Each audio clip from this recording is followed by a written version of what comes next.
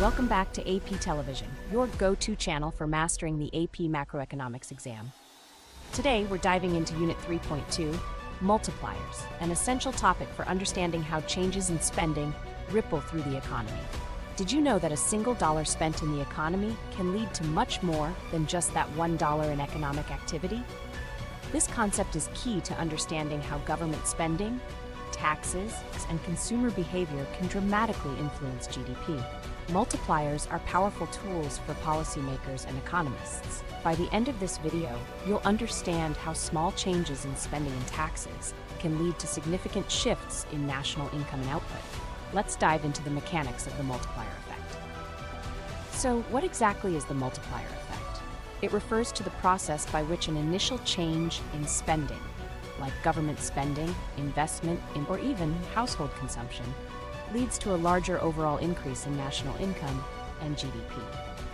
Think of it as a ripple effect. One person's spending becomes another person's if they in turn spend, and the process continues. Now let's talk about the two key players in this process, the marginal propensity to consume, MPC, and the marginal propensity to save, MPS. These are fractions of additional income that tell us what portion is spent and what portion is saved. The MPC is the fraction of additional income that households spend on consumption. The higher the MPC, the more money circulates in the economy, leading to a bigger multiplier effect. For example, if people spend 80% of any extra income, the MPC would be 0.8. On the other hand, the MPS represents the fraction of income saved.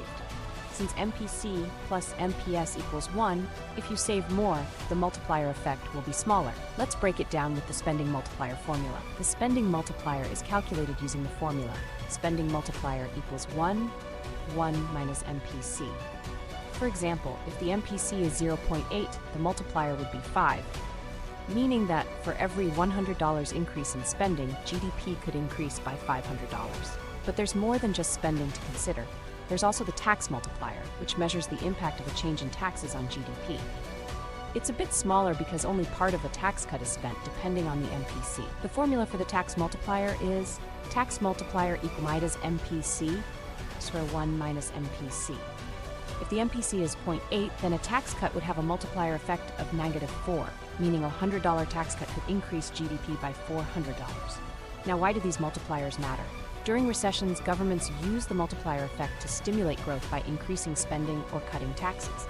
For example, during the 2008 financial crisis, the U.S. government enacted the American Recovery and Reinvestment Act, ARRA, in 2009. The ARRA injected approximately $787 billion into the economy, funding infrastructure, education, and healthcare. As businesses received these funds, they hired more workers, and households spent their increased incomes on goods and services. The multiplier effect amplified this spending, helping to lift the economy out of recession. While multipliers are powerful, they do have limitations.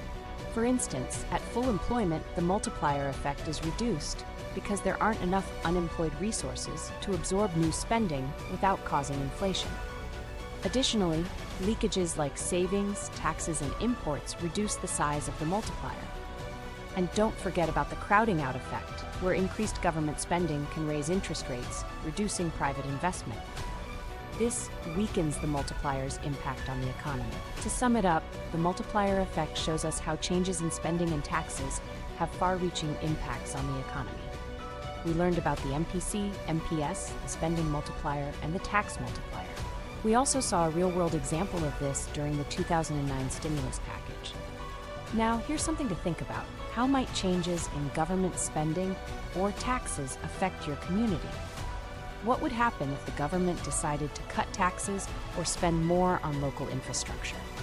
Be sure to subscribe to AP Television for more videos that will help you ace your AP Macroeconomics exam. And in our next video, we'll tackle inflation and price levels. Stay tuned.